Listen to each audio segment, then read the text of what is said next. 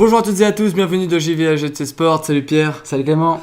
Environ 15 minutes pour retracer l'actualité sportive genevoise, c'est parti, voici le sommaire. Un mois peu chargé pour le Servette Football Club, notamment à cause de la trêve internationale, nous vous montrerons le match de championnat face à Lugano.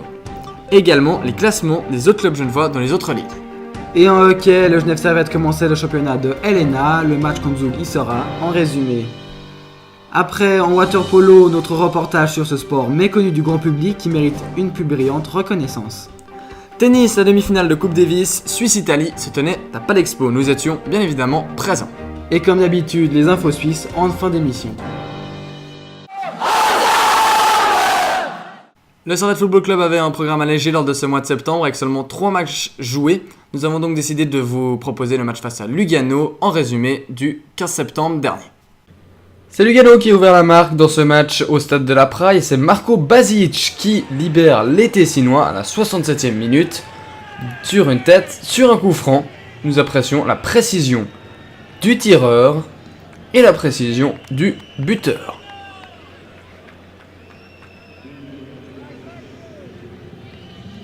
Mais Servette va réagir à la 78e minute. Funlanton sur le côté gauche, le crochet, le centre. La remise du nouvel arrivant Cinque, et c'est Avanzini, après un contrôle de la poitrine, qui finit en demi-volée. Ça fait un partout, les Grenats donc qui réagissent dans cette partie à 10 minutes de la fin, et qui vont obtenir un précieux point face au FC Lugano, car ce match n'était pas du tout à l'avantage des Grenats à la Praille. Donc un partout entre le Servette Football Club et Lugano. Voici donc les résultats du Servette Football Club pour ce mois de septembre. Une victoire à Chafouz et donc le match nul face à Lugano que vous avez vu précédemment. Une élimination décevante face à Vologne en Coupe de Suisse. Au classement, après avoir joué contre toutes les équipes et au quart du championnat, le SFC se place en deuxième position à 4 points du leader, Vologne. Le programme pour le mois d'octobre à présent, 2 matchs à la Praille face au Mont et à Vologne et des déplacements à Winterthur et Lugano. Passons maintenant aux autres ligues. Première ligue promotion, Étoile Carouge se place dans le ventre mou en 10e place du classement avec 10 points en 8 matchs.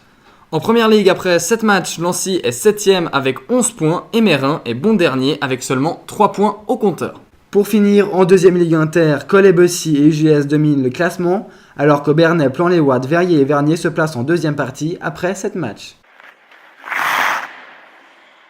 Le GSHC a donc repris le championnat de LNA et les débuts sont prometteurs. Nous avons choisi de vous résumer un match fort en émotion au Vernet, la rencontre face à Zug du 20 septembre dernier. 20 septembre dernier, le FSC de Zug se rendait à la patinoire des Vernets pour y rencontrer le Genève Servette. Et pourtant, tout avait mal commencé pour le GSHC qui se prend le premier but par Calais Anderson à la 21e minute. Mais pourtant, 2 minutes plus tard, Juraj Simek va égaliser à la 23e minute pour redonner espoir aux Grenats. Cependant, 5 minutes plus tard, à la 28e, c'est Robbie Earl, le Zougois, qui va redonner l'avantage aux Zougois. À la 40e minute, Stéphane, l'ancien Servettien, se trouve et c'est Picard qui peut en profiter. Ça fait 2 partout. Bravo monsieur.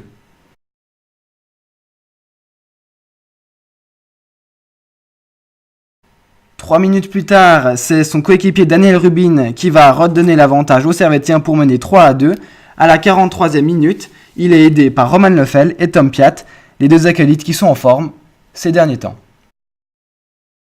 Et c'est enfin Kevin Remy qui va sceller le score à 4-2 avant que Pierre-Marc Bouchard remette le score à 4-3, mais cela n'a pas d'importance. Le Servette HC gagne ce match de haute prestance pour l'ancien Servettien Stéphane, qui reçoit une très belle ovation du public grenat à la fin du match. Fin du match 4-3, bravo monsieur.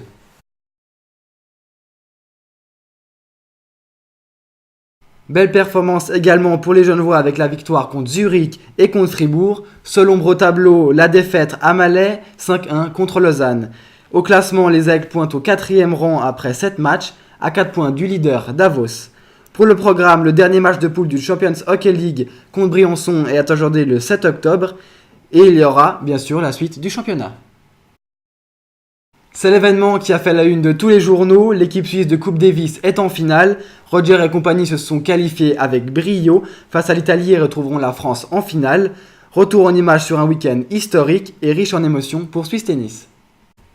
Il était 14h12 le 14 septembre dernier lorsque les 18 000 spectateurs présents à Palexpo ont explosé de joie en voyant Maître Roger apporter le 3e point à l'équipe de Suisse, synonyme de qualification pour la finale.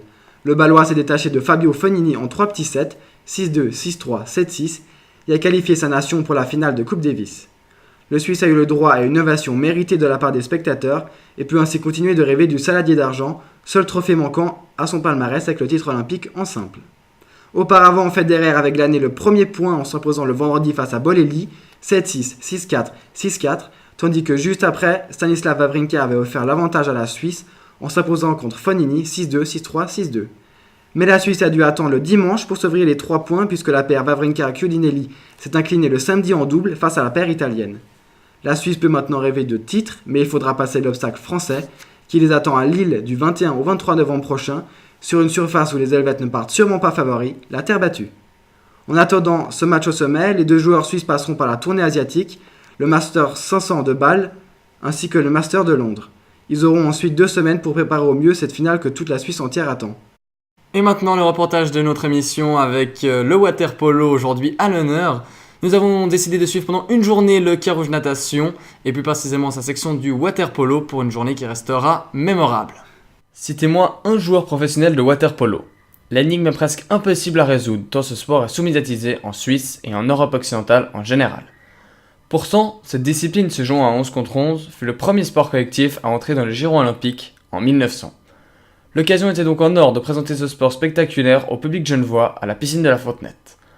En effet, Carouge Natation fêtait ses 50 ans de la plus belle des manières en jouant un match de gala face à l'équipe de Suisse et en ayant la chance d'être renforcé par 2 champions olympiques hongrois, Rajmund Fodor et Tamás Molnár.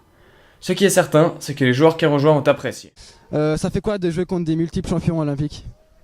C'est vraiment quelque chose d'exceptionnel, j'ai adoré et puis franchement ils sont vraiment trop forts et puis c'était quelque chose d'extraordinaire de jouer avec eux, surtout contre l'équipe nationale.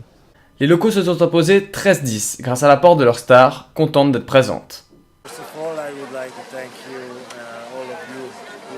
Pour commencer, j'aimerais remercier le club de nous avoir invités, mon vieil ami Tamás Molnár et moi. C'est avec grand plaisir que nous avons dit oui pour tous vous voir nombreux aujourd'hui. C'était un superbe événement de promotion pour le water-polo et j'ai beaucoup apprécié venir jouer ici.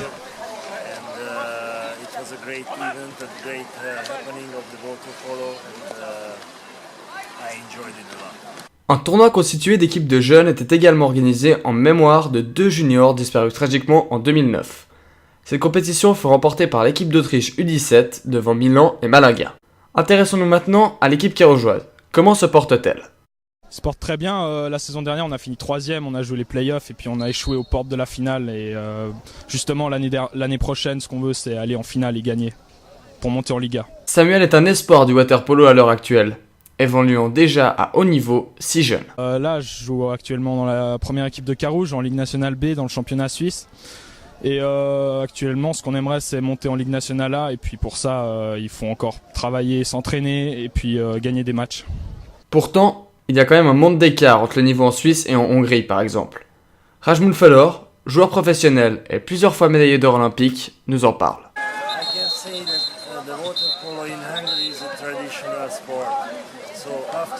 Je peux dire que le water-polo en Hongrie est un sport traditionnel.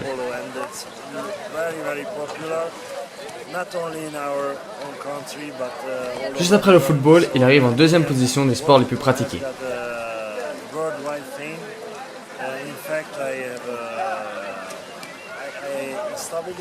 J'organise justement un camp d'été depuis 5 ans.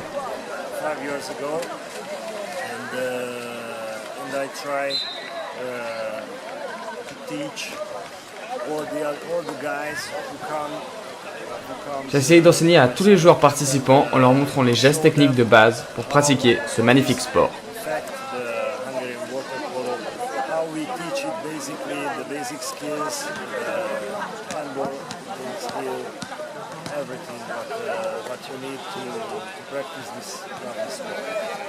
Mais l'homme n'est pas venu ici que pour faire le show.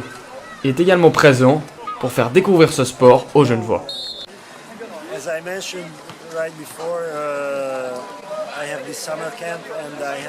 Comme je l'ai dit auparavant, j'ai organisé ces camps et j'ai eu un très bon rapport avec ce club de Carouge.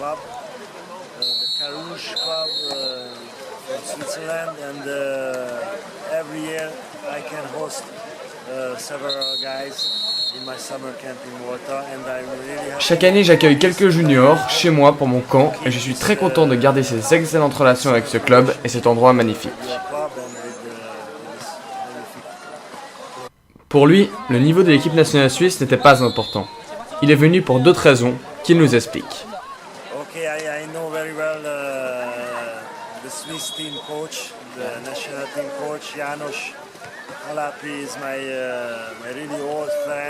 Je connais très bien le coach national dénommé Janusz. C'est un ami depuis près de 30 ans. Il m'a avoué que ses joueurs ne s'étaient plus entraînés depuis quelques semaines. Ils ne sont pas dans leur forme optimale, mais il n'y a pas de souci.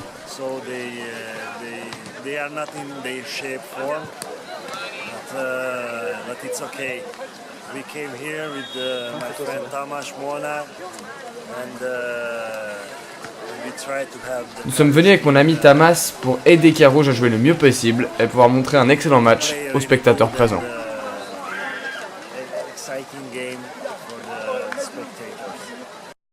C'est ainsi que se termine cette journée ici à Carouge avec ce magnifique match qui est opposé donc cette équipe de Suisse à Carouge. Une victoire pour les Carougeois 12-10. On se retrouve bientôt. Salut. L'actualité genevoise passée en revue, la planète sport ne s'est pourtant pas arrêtée en Suisse. C'est l'heure des infos suisses.